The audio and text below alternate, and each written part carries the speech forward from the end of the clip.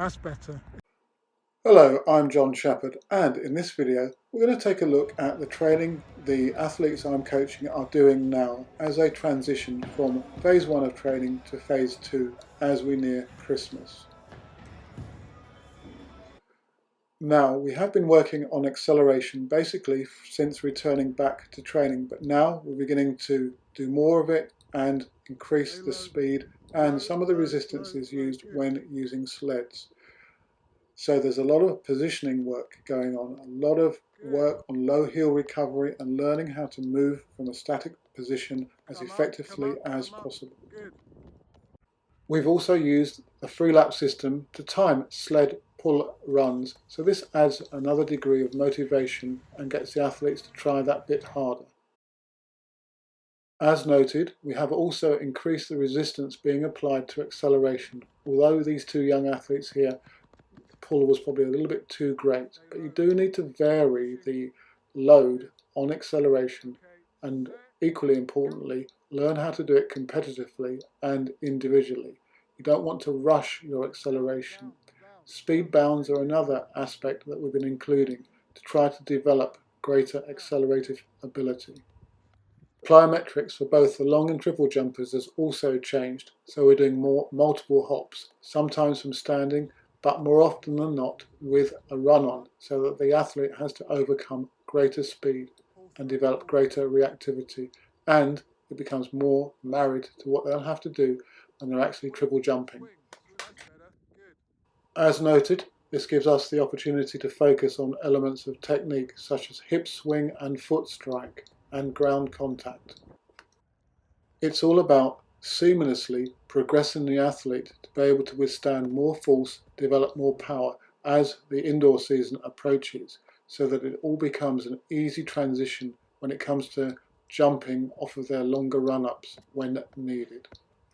So, in short, specific volume increases, but we still maintain a high level of drills and more background specific conditioning to keep the athletes in good physical condition. We've also started to work more on maximum speed, and I do this by transitioning via a few weeks of runs where the athlete builds up to maximum speed over 50 to 60 meters. The idea is to progress gradually up to maximum speed whilst trying to maintain good sprint mechanics and relaxation.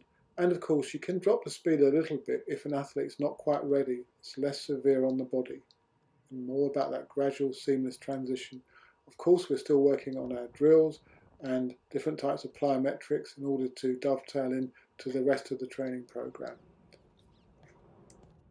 These longer bounds and hop combinations over 20 to 30 meters then should facilitate the shorter bounds. For the long jumpers, we've been doing quite a bit of technique work recently.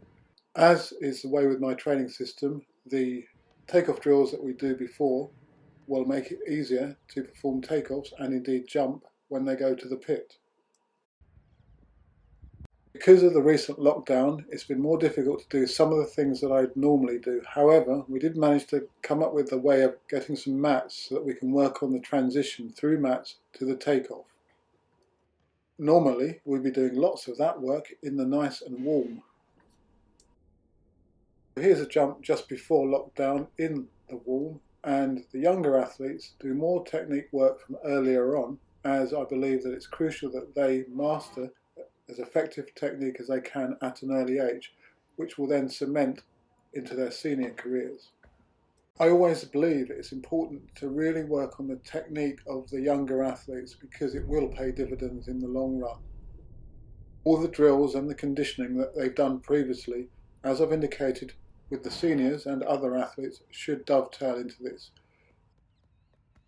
That's it. With the way that I train, it's important to realise that a lot of conditioning actually takes place within the normal track sessions by doing lots of plyometrics, for example.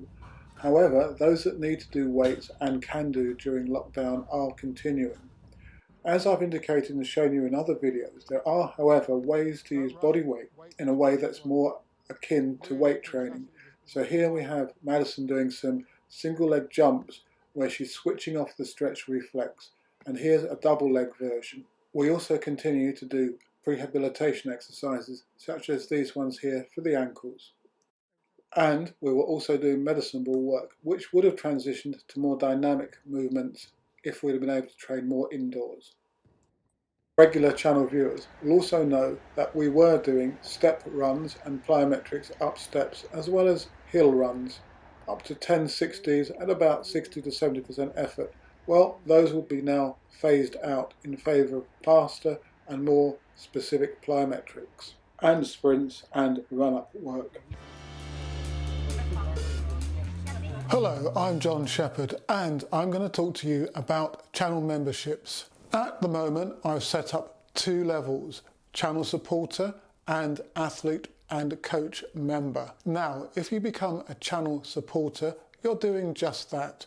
For just £1.99 a month you're going to help me produce the content that's hopefully helped you become a better athlete or a coach. As a coach athlete member, I've responded to a lot of the comments that I've had over the years since setting up the channel, whereby you guys want to delve into deeper levels the subject matters that we cover on the main channel.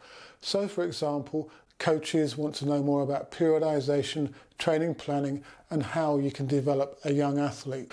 In time, I hope to introduce some other levels of membership on the channel, for example, one just exclusively aimed at athletes, whereby I'll produce training plans and training programs. One thing I do want to add is that I'll still be producing the normal channel content, usually uploaded on a Friday, and that's still going to be for free. In the upcoming 3rd Coach Athlete Members video, we're going to take a look at how you can put your personal inflections and analysis into your training program, your training plan. How you can coach on the fly and adapt specific sessions. We're going to also give you some case examples of athletes that I coach so you can see how I'm specifically adapting their training within the confines of the training program that I use.